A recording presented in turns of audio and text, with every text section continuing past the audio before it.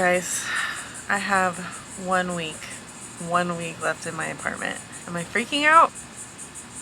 A little bit.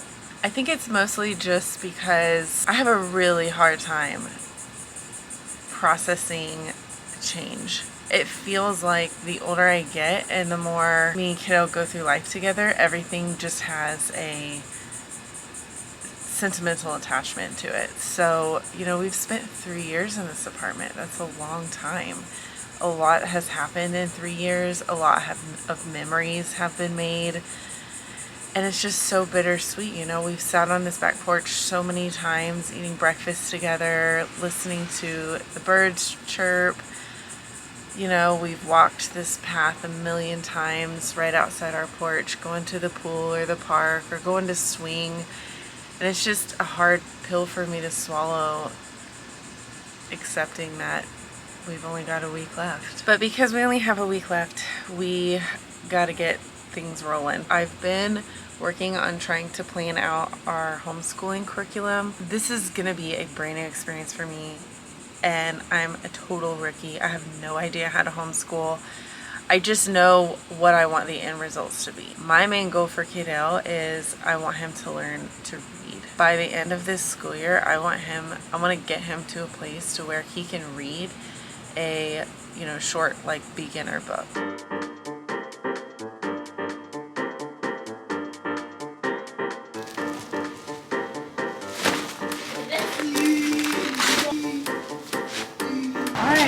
Let's go store and get some books for our homeschooling.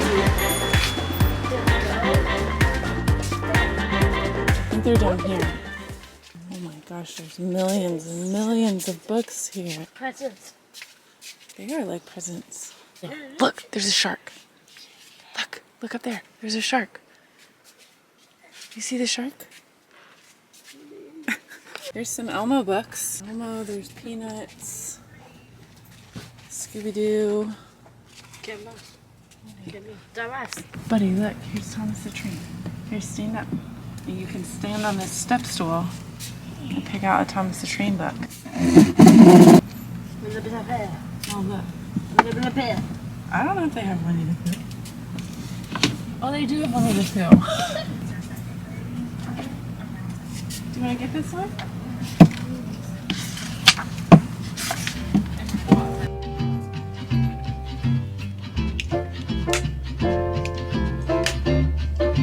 Ooh, you like that one?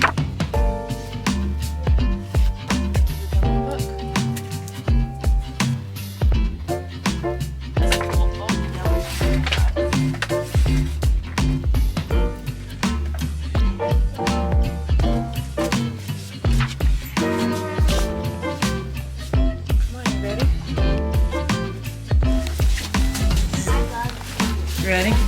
We got so many awesome books. Look, you got 2 bags full of books. Okay, I think we might have overdone it just a little bit. It's just such a good deal. It's such a good deal. You got so many cool books. I gotta put your seatbelt on, baby boy. Shut your door.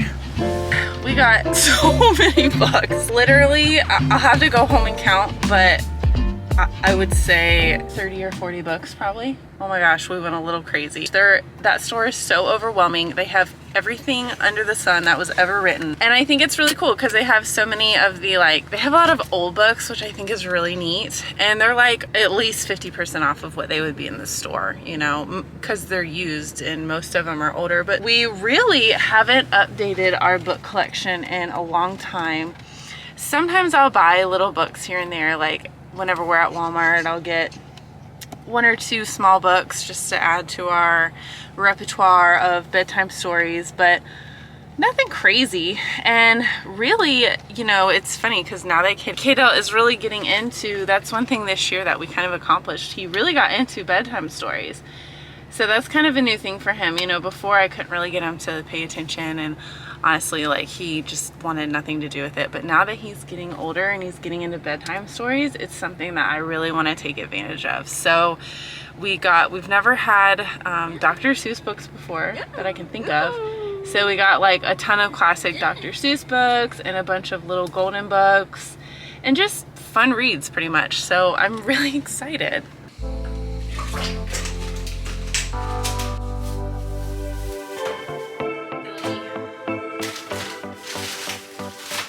Okay, so me and Kaidale stopped by the grocery store on our way home to pick up a few things.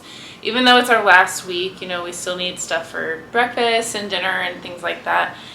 And yet again, please tell me I'm not the only one who does this, but I just was feeling super emotional walking through our little corner grocery store that we've been to 500 times in the past 3 years, thinking that, you know, this could be me and Kaidale's last time grocery shopping together at this little store. And I feel like a big weirdo when I'm talking about this side of me. So let me explain why I get so emotional about things. I think back to the time 3 years ago when we first moved into this apartment, when we spent a good majority of our week doing ABA therapy in the community. One of the things we did was we went to that little grocery store and we practiced grocery shopping trips. And we practiced, you know, Kaidale walking beside me, Kaidale being told, no, you can't have everything you want, you know, because things like that used to be really difficult for us. And just, I think, looking back on where we were in our life when we moved into this apartment and where we are now, and it's just night and day difference. You know, going grocery shopping now is not even something I have to think about. We just go, and you know, I remember before it'd be like, even if I just needed a couple things from the grocery store, I would kind of stress out about it and get a little bit of anxiety just anticipating having to bring Kaidale, because back then there was no such thing as a quick trip to the store. It involved a lot of planning, a lot of what-if scenarios. You know, there was bad eloping in the parking lot and, you know, aggressions throughout the grocery store if he didn't get, you know, I hate to say, like, if he just didn't get what he wanted, because that just makes him sound like a spoiled brat. And in all reality, we all know with autism, it's a lot more than that. So, you know, just, it's really remarkable how far we've come in the past 3 years to where now we are, you know, we've been able to scale back our ABA to an absolute minimum. We're pretty much just doing it virtually now, checking in periodically.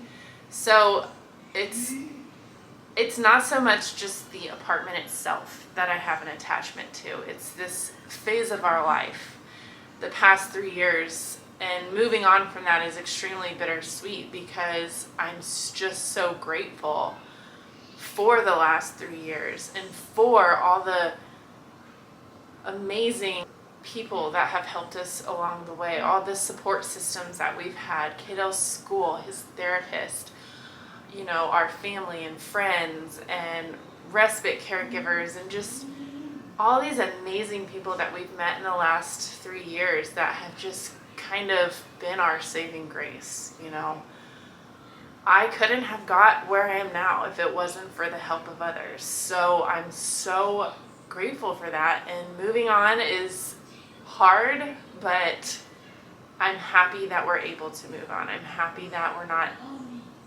stuck in this phase of our life. I feel like, you know, some of the harder days are behind us, and now we're able to do things like consider traveling in our van for an extended period of time. There's no way I would have been able to consider that before. So the fact that we can consider that now, and that is an option for us, is something I'm really grateful for.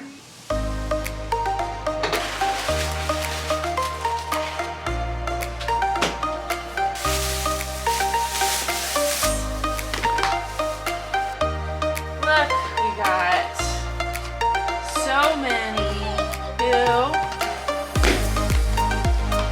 white, red boots,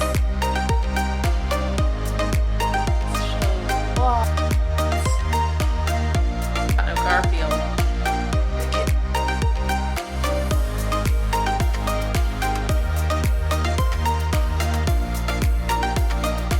Yo ho, yo ho. I passed sorry.